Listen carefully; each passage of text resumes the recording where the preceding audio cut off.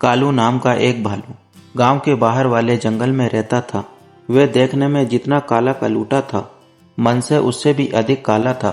ऊपर से मीठी मीठी बातें करता था और मौका मिलते ही उन्हें चट कर देता। छोटे जानवर तो प्राय चिकनी चुपड़ी बातों में जाल में फंस ही जाते।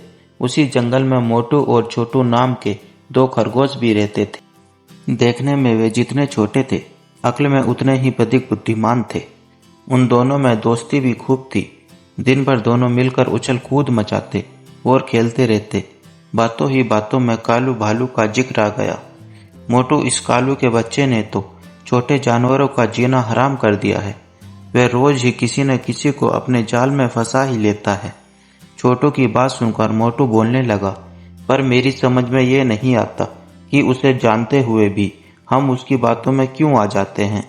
तुम्हारी बात तो ठीक है मोटू, पर अपने साथियों के बचाव के लिए हमें कुछ न कुछ तो जरूर करना चाहिए। लेकिन छोटू, हम कर भी क्या सकते हैं? हमें उस भालू को ऐसा सबक सिखाना चाहिए कि वे जीवन भर याद करे। छोटू की बात पर मोटू कुछ सोचते हुए बोला, तुम कहते हो तो जरूर कुछ न कुछ करेंगे। इसके बाद दोनों मित्र छलांगे लगाते हुए चले गए। एक पेड़ के नीचे बैठे वे सुस्ता रहे थे।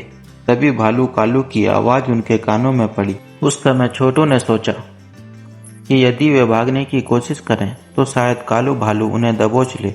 इसलिए वे बातें बताते हुए बोला, अरे कालू दादा, आप यहाँ घूम रहे हो, वहाँ गुफा में विचित्र जीव देखने नहीं गए?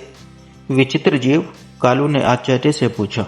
और नहीं तो क्या, आज जंगल के कोने वाली गुफा में जाने कहां से एक विचित्र जीव आ गया है।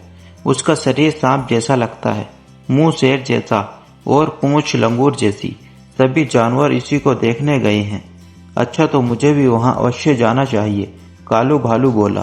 कालू भालू वास्तव में ही उनकी बातों में आ गया था।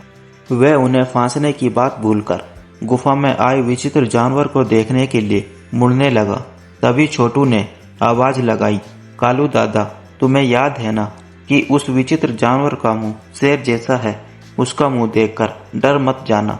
आप ध्यान से गुफा में घुसकर उसे अच्छी तरह देखना, बड़ा आनंद आएगा आपको। छोटी सी बात सुनकर कालू अकड़ते हुए बोला, शेर का मुंह तो क्या, वह असली शेर भी हुआ तो मैं डरने वाला नहीं। इतना कहकर कालू भालू विचित्र जानवर को देखने की उत्सुकता में गुफा की ओर चल पड़ा। उसी समय मोटू और छोटू खरगोश भी दौड़ते हुए दूसरे रास्ते से गुफा के पास पहुंचकर छिप गए। थोड़ी देर बाद कालू भालू गुफा के पास गया और इधर उधर झांककर गुफा के अंदर जाने लगा। सामने ही शेर का मुंह देखकर वह मन ही मन सोचने लगा कि वास्तव में वह ही विचित्र जानवर होगा। बिना किसी झिझक के वह अंदर जाने लगा। कुछ ही क्षणों बाद कालू भालू गिरता पड़ता गुफा से बाहर की ओर दौड़ता आ रहा था। बेचारे के शरीर पर कई जगह गहरे घाव हो गए थे। कहो कालू दादा, देख लिया विचित्र जानवर? छोटू ने पूछा तो मोटू भी बोल पड़ा, अब तक तो तुम बातों में फंसाकर छोटे जानवरों को मारते थे, आज तुम खुद ही बातों के जाल में फंस ही गए। कालू भालू की दोनों टांगे इतनी बुरी तरह घायल हो गई कि अब वे ठीक से चलने लायक भी नहीं रहा था। असल में जंगल के कोने वाली गुफा में कुछ समय पहले ही एक शेर रहने लगा था। कालू भालू को इसकी जानकारी नहीं थी। उसी का लाभ उठाकर मोटू और छोटू खरगोश ने उसे सबक सिखाने की सोची थी।